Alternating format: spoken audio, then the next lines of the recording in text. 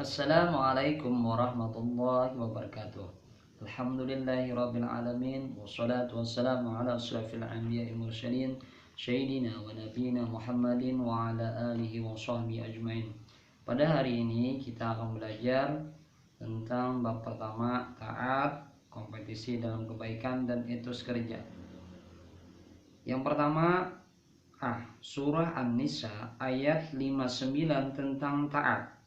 1. Surah An-Nisa ayat 59 ini diturunkan di kota Madinah yang disebut dengan Madaniyah. Adapun jumlah keseluruhannya 176 ayat. 176 ayat yang berbunyi A'udzu billahi minasyaitonir rajim. Bismillahirrahmanirrahim. يا أيها الذين آمنوا أطيعوا الله وأطيعوا الرسول وأولي الأمر منكم فإن تنازعتم في شيء فردوه إلى الله والرسول إن كنتم تؤمنون بالله واليوم الآخر ذلك خير وأحسن تعويلا. Yang kedua, terjemahan daripada surah An-Nisa ayat 59 tadi.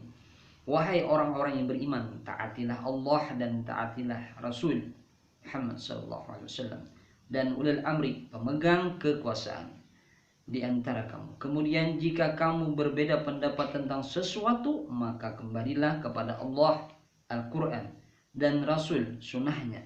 Jika kamu beriman kepada Allah dan hari kemudian, yang demikian itu lebih utama bagimu dan lebih baik akibatnya. Ketiga, penerapan tajwid. Dari ayat tadi ada beberapa hukum tajwid yang terkandung di dalamnya. Beberapa contoh saya contohkan. Ya ayyuha, ini hukum bacanya adalah mad zaid munfasil. Alasannya mad asli bertemu huruf hamzah di lain kalimat. Yang kedua, amanu mad badal, huruf alif bertanda fathah berdiri. Yang ketiga, fa in tanaja'tum, hukum tajwidnya adalah ikhfa. Kenapa dikatakan ikhfa? Nun sukun bertemu dengan huruf ikhfa ta. Keempat, memahami pesan yang terkandung dalam surah An-Nisa ayat 59. Taat artinya tunduk atau patuh kepada sesuatu atau kepada seseorang, setia dan tidak melanggar aturan. Adapun aturan adalah perilaku atau perbuatan yang telah ditetapkan dan harus dilakukan oleh seseorang. Aturan dapat berasal dari Allah Subhanahu wa taala. Ini aturan yang paling tinggi. Pada rasulnya atau pemerintah dalam suatu negeri, seperti raja, presiden, gubernur, dan berbagai pemimpin dalam skala kecil sekalipun. Taat terhadap aturan merupakan salah satu sikap hidup yang baik.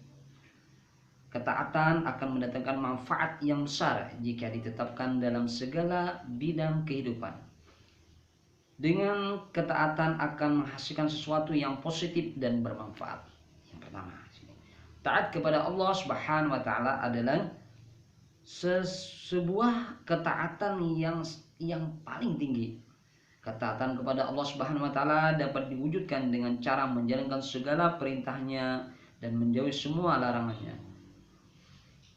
Allah Subhanahu wa taala tidak membutuhkan hambanya yang kaya, hambanya yang cantik dan rupawan. Akan tetapi Allah menyukai hamba-hambanya yang taat terhadap aturan yang dibuat olehnya.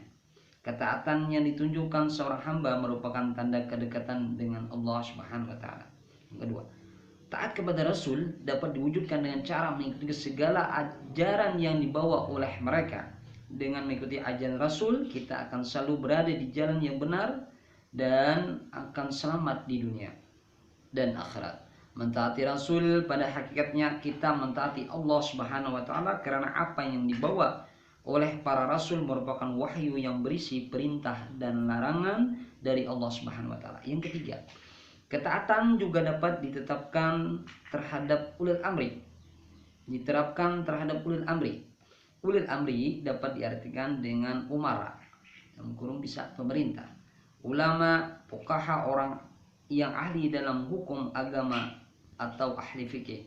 Secara umum, ulil amri adalah orang atau sekelompok orang yang dipercaya untuk memimpin segala urusan keduniaan dalam masyarakat. Orang yang beriman wajib menghormati, mentaati, melaksanakan semua perundang-undangan yang telah dibuat oleh pemerintah selama aturan tersebut tidak bertentangan dengan Al-Quran dan hadis, serta tidak mengajak untuk melakukan perbuatan maksiat atau durhaka kepada Allah Subhanahu wa taala. Rasulullah Shallallahu alaihi wasallam bersabda, "An Abdullah radhiyallahu anhu 'anil Nabi sallallahu alaihi wasallam qala, asma'u wa ta'atu 'alal mar'il muslim fiha ahabbu wa karihima lam yu'mar bima'siyati fa ija umira bima'siyatin fala sam'a wa la ta'ah." Artinya, dari Abdullah radhiyallahu an, dari Nabi Muhammad sallallahu alaihi wasallam, mendengar dan taat adalah wajib bagi setiap muslim, baik yang ia suka maupun yang tidak sukai, selama ia tidak diperintahkan melaksanakan kemaksiatan. Adapun jika ia diperintahkan melakukan maksiat, maka tidak ada hak mendengar dan mentaati. Hadis riwayat Bukhari. Surah An-Nisa ayat 59, ini tentang taat tadi, juga memberitakan kepada kita untuk mengembalikan semua urusan dalam hidup kepada aturan yang telah ditetapkan oleh Allah Subhanahu wa taala, Al-Quran dan Rasulnya, hadis. Jika terjadi perbedaan pendapat dalam memutuskan sebuah urusan di tengah masyarakat. Yang kelima, bentuk perilaku taat kepada aturan. Beberapa contoh perilaku taat kepada aturan, baik ketaatan kepada Allah, Rasul maupun pemerintah, yang dapat diterapkan di rumah, sekolah maupun masyarakat adalah sebagai berikut. Yang pertama, melaksanakan sholat 5 waktu sehari semalam. Yang kedua, membayar zakat dan menjalankan ibadah puasa di bulan Ramadan. Yang ketiga, menjalankan dan mencontohkan sunnah-sunnah yang dilakukan oleh para rasul dalam hidup mereka, seperti salat sunat, puasa sunat, berzikir, dan lain-lain sebagainya. Yang keempat, mentaati rambu-rambu lalu lintas saat berkendara, serta melengkapi dengan surat-surat dan memakai helm untuk kendaraan bermotor. Berikut adalah membayar pajak setiap tahun. Yang berikutnya, mentaati aturan dalam lingkungan, seperti menjaga keamanan lingkungan, menjaga kebersihan, dan membayar iuran bulanan.